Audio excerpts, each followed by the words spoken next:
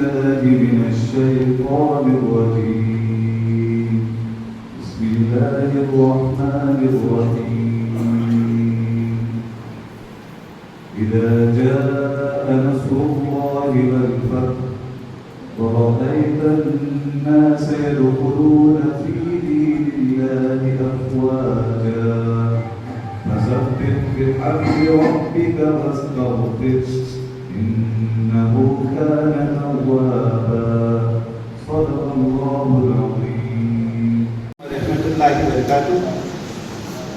मंच पर विराजमान हमारे आज के मार्गदर्शक, शिक्षा विदों के रहनुमा, मशहूर तालीमी मुफक्की और 17 किताबों के मुअल्लिफ डॉक्टर मुबारक कापड़ी साहब, ऑल कोकण मेमन एसोसिएशन के सरपरस्त सदस्य, मेहमान खुसूसी, तालीमी खिदमत में लगे उस्ताद, हमारे अजीज वालिदान वालिदाएं, 10वीं और 12वीं की एग्ज़ाम देकर कामयाबी हासिल किए हुए आप सारे प्यारे बच्चों, महाराष्ट्र स्कूल के एक्स प्रिंसिपल बंदरकर सर, आप सबका इस रोशन मौके पर तहे दिल से इस्तकबाल करता हूँ।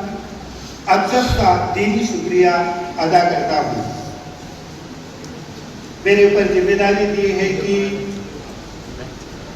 आज के अपने मार्गदर्शक, रहनुमा करने वाले डॉक्टर कापड़ी साहब की पहचान करा दें, और दूसरी बात है आज के प्रोग्राम के बारे में इंट्रोडक्शन जानकारी आपको।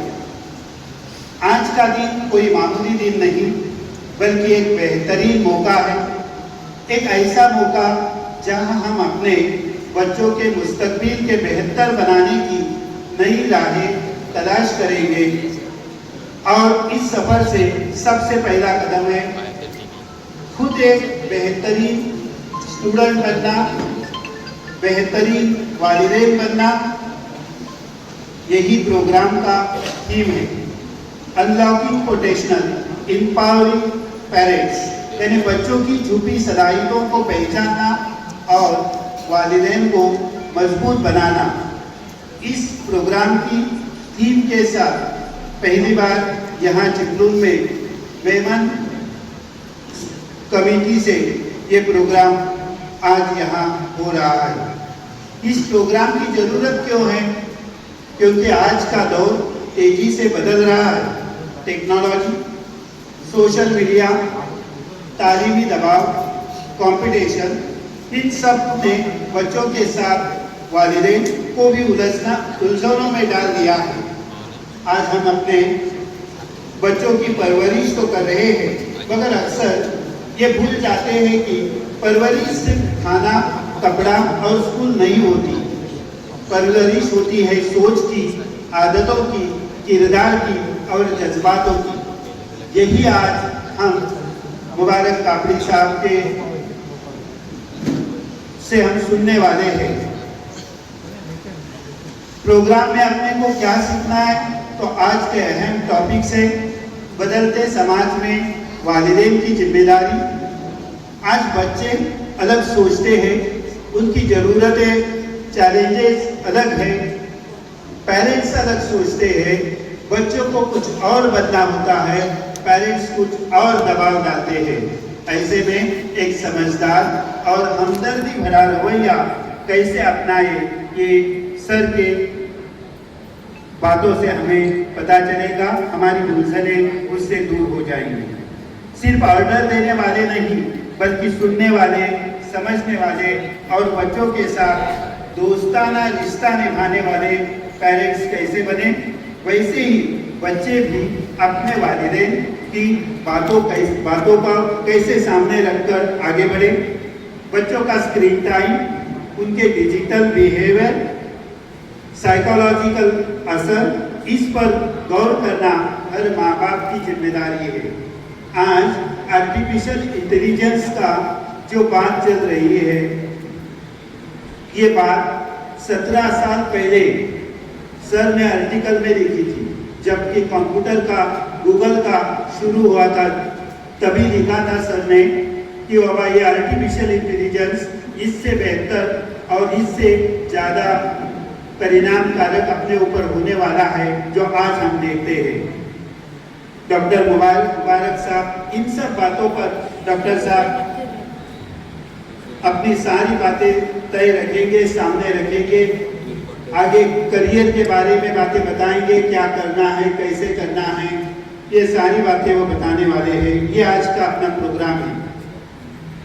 अभी दूसरा भाग रहा डॉक्टर कापड़ी मुबारक कापड़ी साहब का तारुफ। डॉक्टर कापड़ी साहब सिर्फ एक लेखक या मुहादिस नहीं, बल्कि वो रोशनी का चिराग है, एक ऐसे इंसान जो तालीम, तरबियत, तफक्कुर से लोगों की जिंदगी में तब्दीली लाते हैं। उनकी बातों में किताबों से नहीं, उनकी बातें किताबों से नहीं, जिंदगी के तजुर्बे निकलती है। उनका लहजा दिल को छूने वाला और सोचने पर मजबूर करने वाला है। आज हम उनसे कई हुनर सीखेंगे।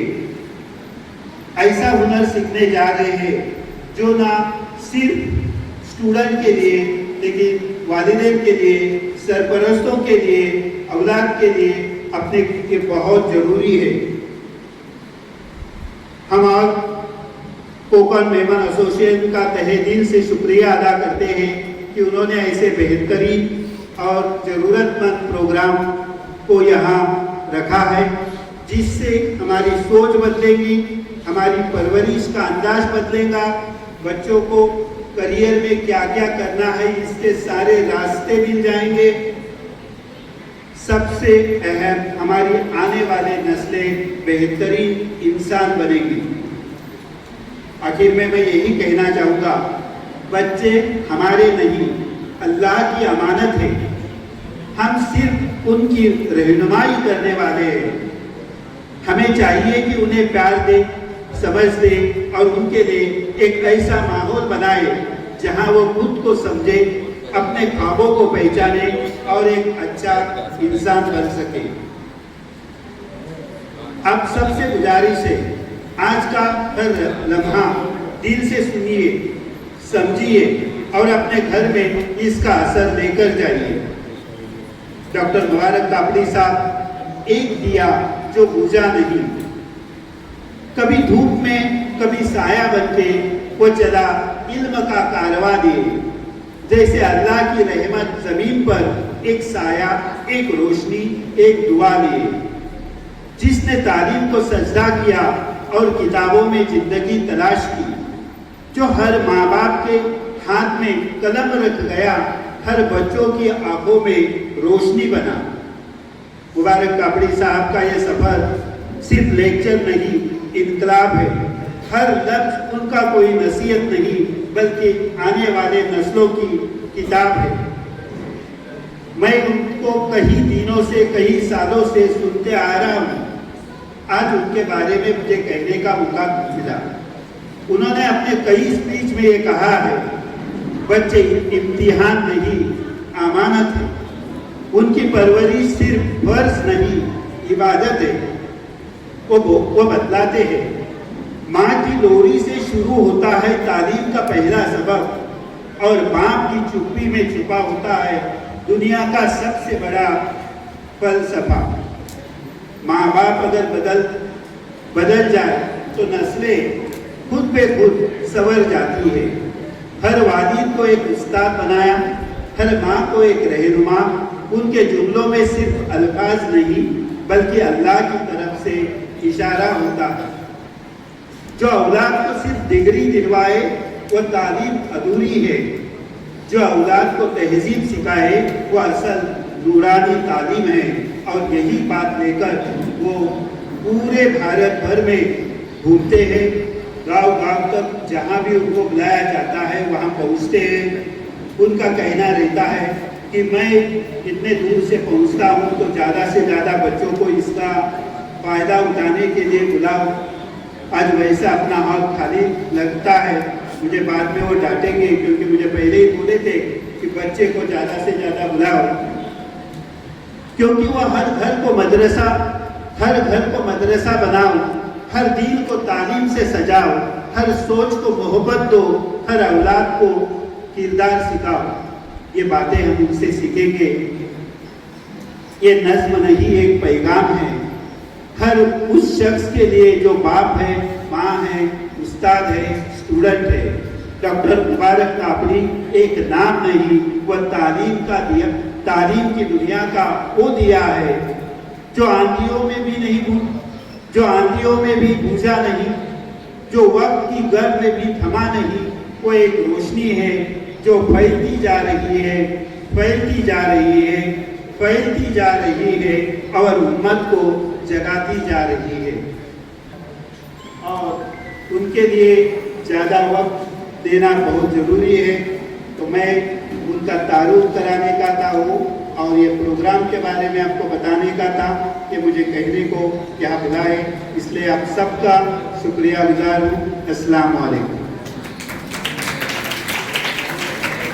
मोहतरम नाज़रीन, ये अशरफ अंदर तालीमी दुनिया की भी अच्छी शख्सियत है जिन्होंने बहुत काम किया है और अब भी काम कर रहे हैं। लेकिन बच्चों, आपके सामने आज की जो रोने की महफिल है उनके ताल्लुक से मैं एक बात बताऊं कि 17 किताबों के मुसन्निफ हमको एक किताब पढ़ने की फुर्सत नहीं रहती। एक किताब हम पढ़ नहीं सकते, शुरू किए तो एक पेज 2 पेज पढ़ के छोड़ देते हैं। 17 किताबें जिसने लिखी है, सोचो मेरे दोस्तों कितना वक्त गया होगा और कितना उनको शौक और ज़ौक रहा होगा, मामूली बात नहीं है। 17 किताबों के मुसन्निफ, और भी ज्यादा हो सकते हैं, मैं 17 पढ़ रहा हूँ। और भारत, अपने भारत और उसके अब्रॉड में बाकी पूरी मुल्क 5000 से ज्यादा लेक्चर। जोरदार तालियां अपने चैन के लिए, जोरदार तालियां। ऐसा शख्स जो यहाँ आया है ये हमारी खुशनसीबी है, उनका कुछ नहीं है, ये हमारी खुशनसीबी है कि वो हमारी दावत पर यहाँ तशरीफ लाए हैं।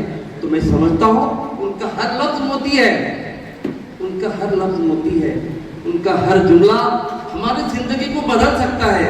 इसलिए मैं खुसूसन तलबा अजीज और पेरेंट्स को, क्योंकि पेरेंट्स का काम है बच्चों की तरबियत करना, बच्चों की हर काम पर ध्यान रखना, तवज्जो रखना, तो वो सारे मैं समझता हूँ कि इतनी बड़ी शख्सियत इतने दूर से तशरीफ लाई है। मैं समझता हूँ इनका वक्त ज़ाया नहीं होगा।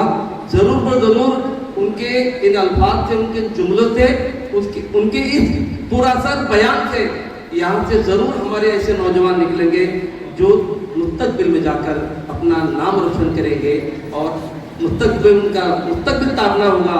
इस उम्मीद के साथ मैं हमारे जो 2-4 मेहमान हैं, इदरीस भाई, फजलानी साहब, रफीक भाई, मीठा भाई, इनको दरखास्त करूँगा कि वो आगे तशरीफ लाए। हमारी मौसूल का इस्तकबाल करना है, इतनी बड़ी शिद्दत। इदरीस भाई प्लीज आप आ जाए, रफीक भाई आ जाए, शादाब भाई आपके साथ में रहेंगे, यहाँ लोकल साथ में रहेंगे ही। बहुत बड़ी कोशिश, बहुत कोशिशें हुई हैं इस प्रोग्राम को अरेंज करने में। हमको बहुत आसान लगता है कुछ मिनटों का ये सफर, लेकिन इस सफर के लिए बहुत तकलीफें उठाई है शादाब भाई, उनकी पूरी टीम ने।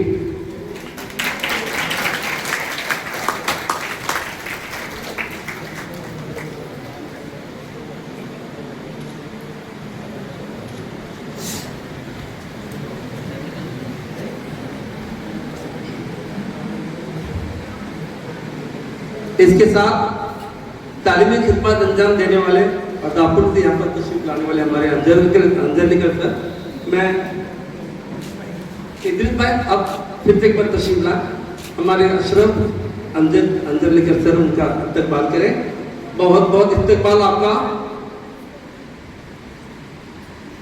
जज़ाकल्लाह खैर। उसके साथ साथ महाराष्ट्र स्कूल के साबिक सदर मुदर्रिस और यूट्यूब चैनल चलाते हैं पत्रकार मोहतरम जमालुद्दीन यूसुफी साहब यहाँ पर तशरीफ फरमाए, उनका भी इस्तकबाल। मैं बड़े अदब के साथ, बड़े एहतराम के साथ आइए हम सुनते हैं उसकी बात जिसकी बात को सब सुनते हैं और गौर से सुनते हैं, और सुनते नहीं बल्कि उस पर अमल भी करते हैं। मोहतरम आलमी शोहरत याफ्ता शख्सियत मोहतरम मुबारक काबे साहब, जोरदार तालियों के साथ फिर से एक बार।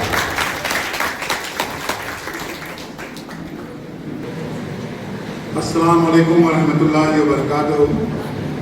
महमदुन सल्ली अला रसूलिल करीम, अम्मा बाद।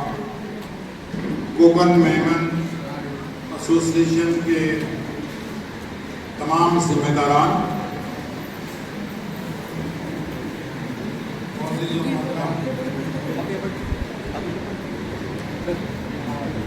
हज़रात गिरामी, बाइज़्ज़त ख़वातीन, प्यारे बच्चों और बच्चियों, सबसे पहले मैं अर्ज करूँ कि मेरा आज का लेक्चर सिर्फ सुनने का नहीं है, नोट करने का है। इसलिए आप सबको कागज़ कलम दिया गया है। इसके पास में नहीं, हाथ ऊपर करें। वॉलेंटियर्स फ़ौरन इनको पेन और पेपर जो है प्रोवाइड किया जाए।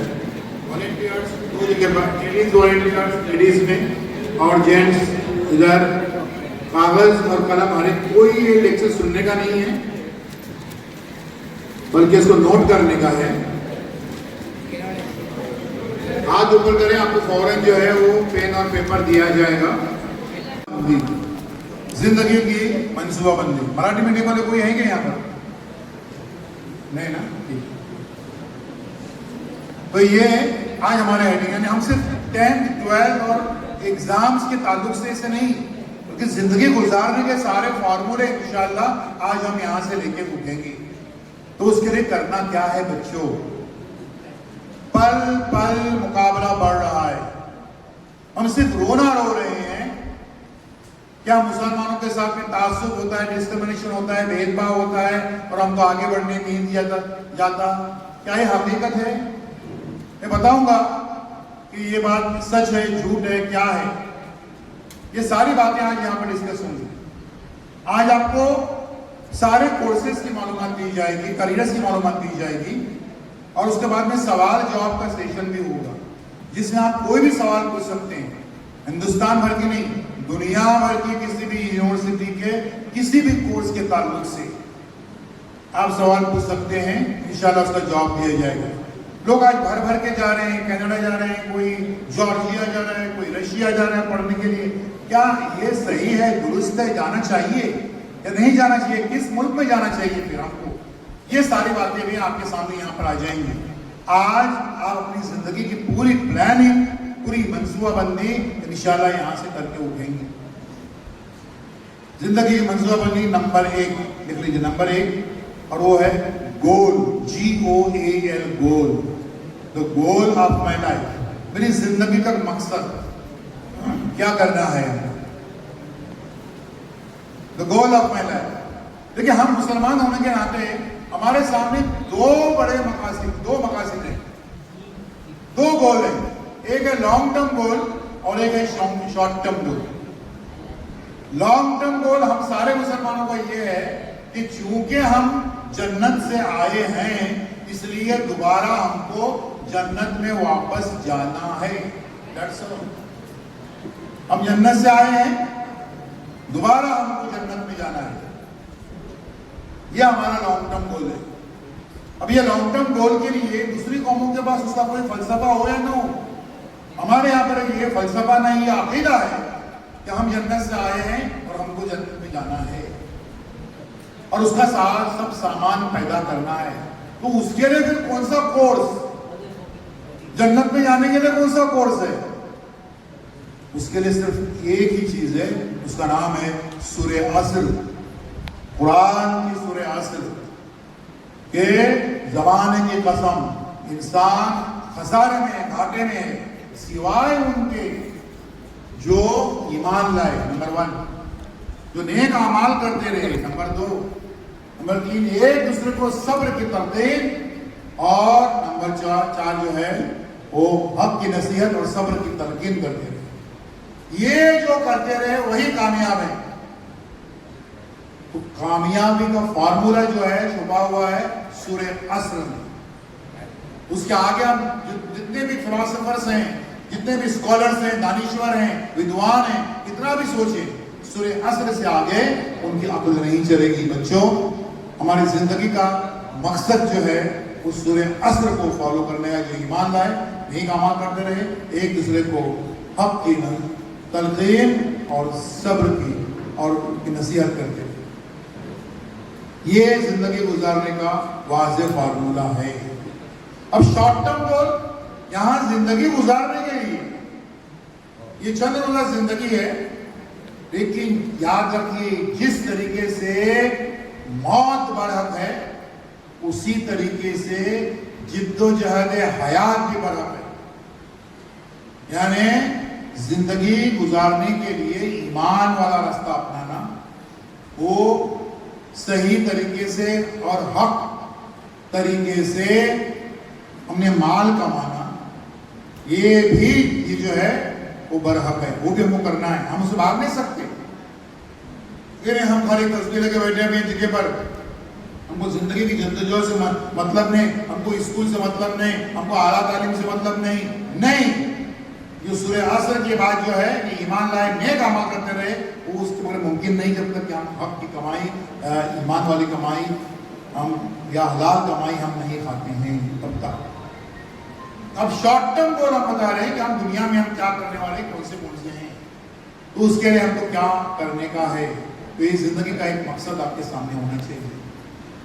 अब नंबर 2, अब तय कर लिया बहुत बड़ा, यानी आपने कोई ख्वाब देखा, और बच्चों कोई बड़ा सा ख्वाब देखो, बच्चों अपनी कैपेसिटी से बड़ा ख्वाब देखो, अपनी कैपेसिटी के मुताबिक कोई भी ख्वाब देखता है कि मेरे अब्बा की आमदनी जो है वो महीने की 5,000 रुपये है, तो मैं ऐसा कोई कोर्स करूंगा जिसकी फीस 5,000 रुपये, ऐसा चिल्लर ख्वाब कोई भी देखता है। इतना छोटा बड़ा ख्वाब दिखाने के लिए आपकी इतनी बड़ी महफिल नहीं आज की है। कोई बड़ा सा ख्वाब देखो बच्चों, अपनी कैपेसिटी से बड़ा ख्वाब देखो। अब आपने ख्वाब देखा, तो ख्वाब का जो गुब्बारा है, बल्लून है, उसको तोड़ने के लिए हथौड़े की जरूरत पड़ती है, एक पिन, एक टांचनी काफी है। जैसे ही आपने ख्वाब देखा, तो उस ख्वाब के उस बलून को तोड़ने के लिए जो पिन टांचनी आती है, वो चुभो देती है, फाट करके फूट जाता है आपके ख्वाबों का गुब्बारा। उस टांचनी का नाम क्या है, लिख लीजिए। और वो नंबर 2 है, उसका नाम है हालात, सर्कमस्टेंसेस। हिंदुस्तान के मुसलमान आजादी के इन 78 वर्षों में सिर्फ हालात की टपली बजा रहे हैं। मेरे हालात खराब है, मेरे हालात खराब है, मेरे हालात हर किसी को हर जमाने में खराब लगते हैं। बच्चों, हालात का मुंह मोड़ना सीखो। हर बच्चा सुन ले, हर बच्ची सुन ले कि आज मैं ये बात मानने को तैयार नहीं कि आप में से कोई बच्चा ज़हीन है, मेहनती है, उसके नंबर अच्छे हैं और उसकी पढ़ाई सिर्फ इसलिए रुक रही है क्योंकि उसके माली हालात उसका साथ नहीं देते। झूठ। क्योंकि आज अल्हम्दुलिल्लाह हमारी कौम के पास ऐसे ऐसे ट्रस्ट मौजूद हैं, ऐसे ऐसे इदारे मौजूद हैं कि अगर आप मेहनती हैं, आपकी मार्कशीट अच्छी है, तो आपकी सारी की सारी पढ़ाई स्पॉन्सर करने को लोग तैयार हैं। हालात की वजह से आपकी पढ़ाई नहीं रुकती है। फिर हमको मालूमात नहीं है। आज साउथ में, तेलंगाना में, आंध्रा में, इवन कर्नाटक के कई कॉलेजेस में माइनॉरिटीज के लिए 50% से लेकर 100% तक फीस कई कोर्सेज में माफ है। हमको मालूम नहीं। गवर्नमेंट की कुछ स्कॉलरशिप्स हैं, आप हथियार डाल देते हैं और हालात का रोना रोते हैं। तो हालात कभी किसी को मुआफिक नहीं मिलते। हालात का मुंह मोड़ना सीखो, और ना जिस कंडीशन में आज हैं उसी में रहेंगे, फिर आगे नहीं बढ़ पाएंगे। हम बात कर रहे थे हालात का। अब क्या रुकावट आती है, मैं बता रहा हूं जल्दी से। आपका एक दिमाग ये सुपर कंप्यूटर है, इसको कौन से वायरस लगे थे, इसको एक एक करके निकाल लेते हैं ताकि आपका एक दिमाग जो है वो काम कर सके। और आपका दिमाग जो है बच्चों, ये दुनिया के हर आर्टिफिशियल इंटेलिजेंस से भारी, ये अल्लाह का बनाया हुआ, ये इंसान का बनाया हुआ नहीं, सबसे पावरफुल है। इसकी कैपेसिटी कई हजार सुपर कंप्यूटर में भारी है। मैं भी बताऊंगा आगे चलकर किस तरीके से। ये मैं हवाएं बातें नहीं कर रहा हूं। कहां क्यों मसनवी जहानत जो है आर्टिफिशियल इंटेलिजेंस अपनी छा गई, हमारा दिमाग कहां फेल हो रहा है, हमारे उसकी तरफ। आज हम पहले क्या करेंगे, इस दिमाग को लगे हुए जो वायरस है इस कंप्यूटर लगे हुए, उसको एक एक करके निकाल डालेंगे ताकि आपका जो है उसकी मेमोरी साफ हो जाए, सही हो जाए, और अंदर जो भी बातें आप याद करें वो अंदर स्टोर रहें, जमा रहें। जब चाहिए हमको जो है तलब करें तब मिल जाए हमको। तो आप कौन सी रुकावट आती है जो आपको आगे बढ़ने से रोकती है? उसकी मैं एक मिसाल दूंगा कि एक करोड़पति अरबपति आदमी था, उसकी इकलौती बेटी थी, उसने ऐलान कर दिया अखबार में कि मैं अपनी इकलौती बेटी की शादी उससे कराऊंगा जिसका भी करोड़पति अरबपतियों के ऊपर का माला खाली रहता है हमसे हमेशा। क्या ऐलान कर दिया कि भाई मैं उससे शादी करा दूंगा जो ये तालाब सबसे पहले तैर के पार करे। कुछ भी लेकिन ऐलान किया।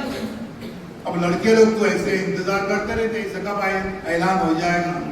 सब जमा हो गए वहां पर तालाब के किनारे, है ना, सब वहां पर तो जजेस खड़े हैं इधर ये, और सब लड़के जो है धड़ाम से उस तालाब में कूद पड़े और उसमें एक लड़का जान करके भाग रहा है, सबसे पहले पहुंच गया। वहां जजेस खड़े तो गले भी ले रहे, वो मुबारक हो तुम जीत गए, तुम चैंपियन है।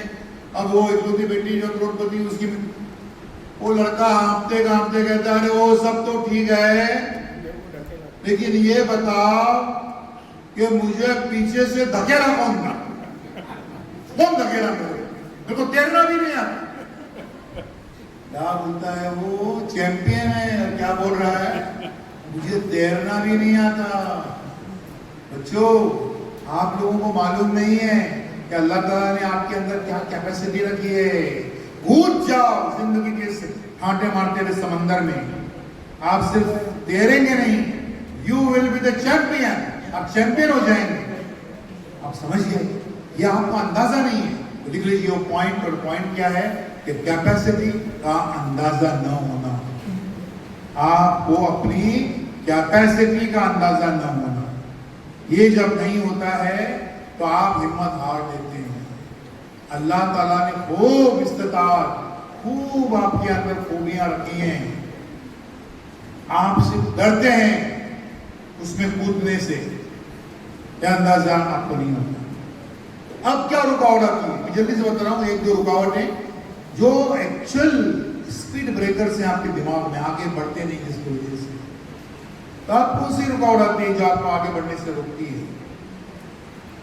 और उसका नाम है, लिख लीजिए, और ये लड़कों की सबसे बड़ी बीमारी है, उसका नाम है शॉर्टकट। जल्दी आगे बढ़ने का, रातों रात आगे बढ़ने का शॉर्टकट। ये कोकन के हमारे लड़कों की तो बहुत बड़ी बीमारी, जल्दी आगे बढ़ने का। और उसका नतीजा क्या हुआ? गल्फ कंट्रीज की वजह से इतनी खुशहाली आ गई कोकन से लेकर केरला में, उसका लेकिन हम फायदा नहीं उठा सके। गांव में बड़े बड़े बंगले बनाए, उसके बंगले से बड़ा, उसके ये शादी और वलीमे में कुछ खूब खर्चा किए, लेकिन जो खुशहाली जिस किस्म की आनी चाहिए थी वो नहीं आई। और उसकी वजह क्या है? मामला क्या बिगड़ा वहां पर? ये शॉर्टकट की वजह से आज से 13 साल पहले, सुन लीजिए लड़के लोग सुन ले खासतौर पर, सऊदी अरब गवर्नमेंट ने यह ऐलान कर दिया था कि सिर्फ मक्का मस्जिद मदीना मुनव्वरा में नहीं, पूरे सऊदी अरब में सिर्फ मुसलमानों को मुलाजिमतें दी जाएंगी, जॉब दिए जाएंगे। उस किस्म के इश्तिहारात अखबारात में ओनली मुस्लिम्स। जानते हैं उसका अंजाम क्या हुआ बच्चों? मुसलमान लड़के मिलते थे लेकिन कायमे मिलते थे, helper, driver, plumber, fitter, water boy, room boy, चाय बॉय, झाड़ू वाला, मुझे वाला, मुसलमान लड़कों में। टॉप लेवल के मार्केटिंग मैनेजर एक मुसलमान में, टॉप लेवल के कंसल्टेंट्स एक मुसलमान में, टॉप लेवल। आखिरकार 3 महीने के अंदर सारे रिक्रूटिंग एजेंसीज ने कंप्लेंट कर दी सऊदी एम्बेसी में कि भाई ये हेल्पर ड्राइवर तो मिलते, टॉप लेवल के लोग मिलते नहीं। गवर्नमेंट को पॉलिसी, सऊदी गवर्नमेंट को पॉलिसी चेंज करनी पड़ी। अब वो लिखते हैं मुस्लिम प्रिफर्ड।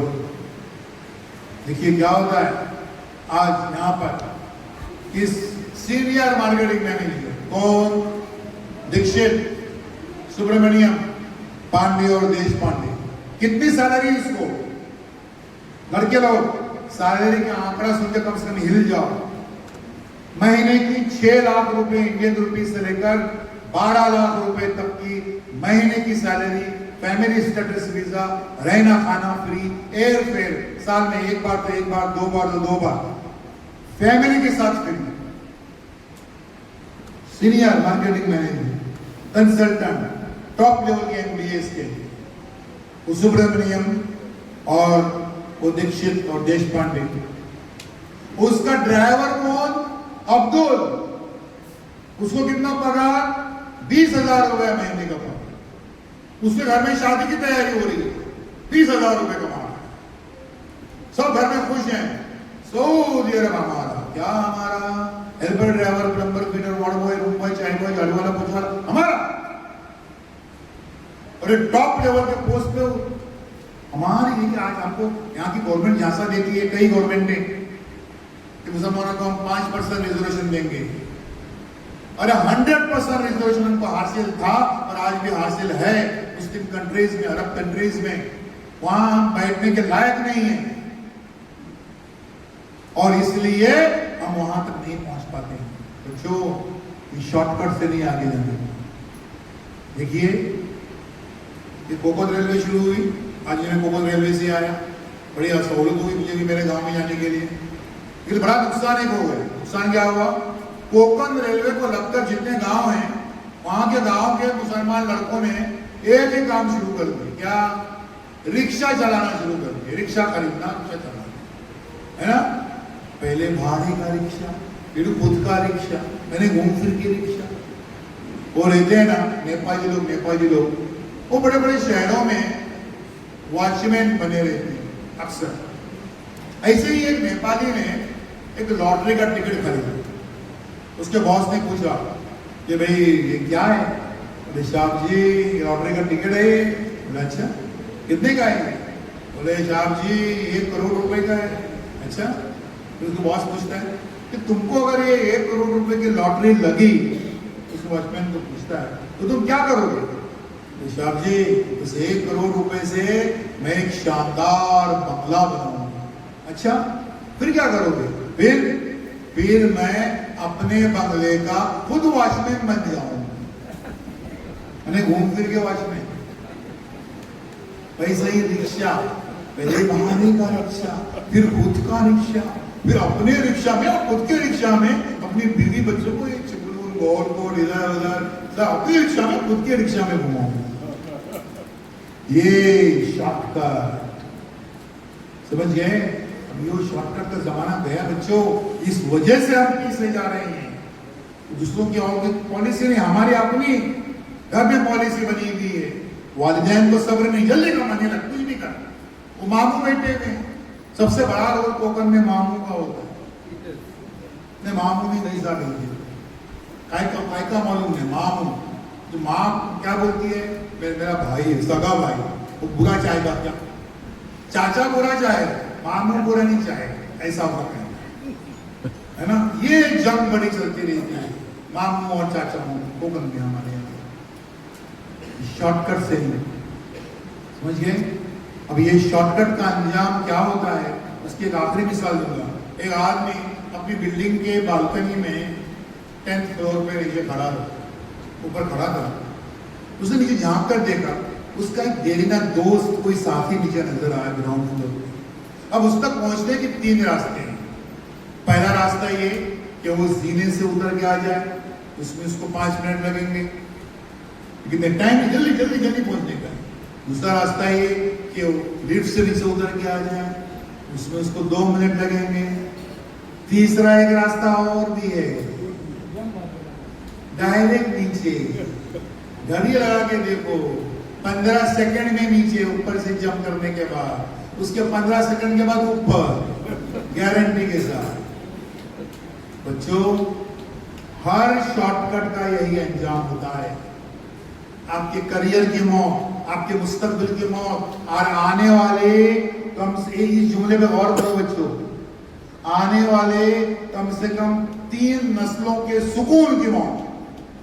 आप जरा याद कर लीजिए, आप सोच लीजिए, आप इमेजिन कर सकते हैं। आप मैच्योर बच्चे हैं क्या? आपके पोते पोतियां आप लोगों के आपको कैसे याद करेंगे? सोचो जरा कैसे याद करेंगे? बोले क्या हमारे वो दादा थे ना, दादा आप लोग, कुछ अक्ल नहीं थी उनको, पूरी दुनिया तरक्की कर रही थी, पता नहीं हमारे दादा कहां सोए हुए थे। आप चाहते हैं इसके ऐसा अल्फाज में आपको याद करें, आप समझ लीजिए कि शॉर्टकट से क्या हो रहा है, आपके करियर की मौत, मुस्तकबिल की मौत, और आने वाली 3 नस्लें आपको कोसती रहेंगी कि आपने सही डिसीजन नहीं लिया था। समझ जाइए इस चीज को। हम बात कर रहे हैं कि शॉर्टकट का। अब आखिरी एक क्या बीमारी है वो दिमाग से निकाल देते हैं ताकि आपका दिमाग जो है चलने लगे। और ये उसकी मैं एक मिसाल दूंगा कि एक आदमी जो है वो खुदकुशी करने जा रहा था, सुसाइड करने जा रहा था, आत्महत्या करने जा रहा था। उसका एक दोस्त मिला, बोले कहाँ जा रहे? बोले ना मैं आत्महत्या करने जा रहा हूँ, मैं खुदकुशी करने जा रहा हूँ। तो दोस्त बड़ा हिम्मत वाला था, तो यार हिम्मत से काम लो, जान देना बुरी बात है, ये अच्छी बात नहीं, मुकाबला करो जिंदगी से। बोलता यार तुमको मालूम नहीं मेरे हालात बहुत खराब है, मेरे एक ही रास्ता है कि मैं जान दे दूं। बोले बताओ बताओ तुम्हारे हालात क्या खराब है बताओ। तो दोनों दोस्त बाजू में बैठे और जो जान देने को जा रहा था उसने अपनी विपता जो है वो शुरू कर दी सुनाने की। 10 मिनट 15 मिनट आधे घंटे तक अपनी सारी कहानी सुनाई कि क्यों जान देने कि हालात कितने खराब है। बच्चों जरा सोचो आधे घंटे के बाद में क्या हुआ होगा। सोचो आधे घंटे के बाद में वो जो आदमी जान देने को जा रहा था, वो जो हिम्मत वाला आदमी था, वो उसको रोकने में कामयाब हुआ होगा कि नहीं? हुआ होगा कि नहीं? हाँ सुनो क्या हुआ। आधे घंटे के बाद दोनों दोस्त एक साथ बिल्डिंग के ऊपर चढ़े और दोनों दोस्तों ने गले में गला डालकर कूदकर जान दे दी। अब वो हिम्मत वाले आदमी ने भी जान क्यों दी? वो आधे घंटे का प्रोसेस, वो आधे घंटे में उसने अपने हालात ऐसे रंगीन घुमा फिरा के पेश किए कि उस हिम्मत वाले आदमी को यकीन हो गया यार जिंदगी और जमाने से मुकाबला करना मुश्किल है, एक ही रास्ता है कि जान दे दो। बच्चों इससे आपने क्या सबक लिया? और जिंदगी भर के लिए गांठ मार के रखो। सुनो बच्चों बहुत अहम बात, सबक आपका यह है कि आप कभी भी मायूसी की बातें करने वालों की संगत में मत बैठो। समझ गए? वो आदमी जिंदगी भर पॉजिटिव था, आधा घंटा निगेटिव आदमी के हाथ में बैठा, पूरा निगेटिव हो गया। अरे एग्जाम्पल समझो कि एक बैरल है, उसमें 100 लीटर सफेद रंग सफेद पेंट रखा हुआ है, 100 लीटर। उसको अगर काला बनाने का है हमको तो उसमें कितना काला रंग मिलाना पड़ेगा? 100 लीटर, 5 लीटर काफी है, 5 लीटर पूरा काला हो जाएगा। आप कितने ही जो है पॉजिटिव हैं, नेगेटिव आदमी मायूसी की बातें करने वालों के साथ में जब आप बैठते हैं तो वो हमेशा के लिए जो है वो आप भी नेगेटिव हो जाते हैं। लिख लीजिए इस वर्ड को, उसका नाम है मायूसी। को इंग्लिश में कहते हैं डिप्रेशन या नर्वसनेस, उर्दू हिंदी में कहते हैं मायूसी। लिखो आप मायूसी लिखो। और जो बच्चे आप लोग जो पेन जो लिख रहे हो पेन के साथ में हाथ ऊपर करो, पेन के साथ में हाथ ऊपर करो, सब पेन के साथ में, ठीक है? और अब उसको आहिस्ता देखो पूरा पूरा पूरा ऊपर से पूरा चलिए पूरा उठाओ, हाँ जितना हाथ उठता है उतना उठाओ, ठीक है? अब उसको आहिस्ता आहिस्ता आहिस्ता नीचे लेके आ जाए, नीचे लेके आ जाए। और जो मायूसी आपने लिखा है ना उसके ऊपर क्रॉस मारो, चुकड़ी मारो, ऐसी चुकड़ी मारो कागज फट जाए। कागज फटना जरूरी है, कागज फटना जरूरी है बच्चों। और दिन याद रखो बच्चों, आज का 4 जून 2025, आज आपने मायूसी इस लफ्ज को अपने दिल से, अपने दिमाग से, अपनी जिंदगी से, अपनी डिक्शनरी से हमेशा के लिए निकाल दिया। निकाल दिया कि नहीं? जोर से बोलो बच्चों। अगर ये आपने मायूसी इस लफ्ज को अपने दिल, अपने दिमाग से हमेशा के लिए निकाल दिया तो अब कोई ताकत आपको कामयाब होने से रोक नहीं सकती।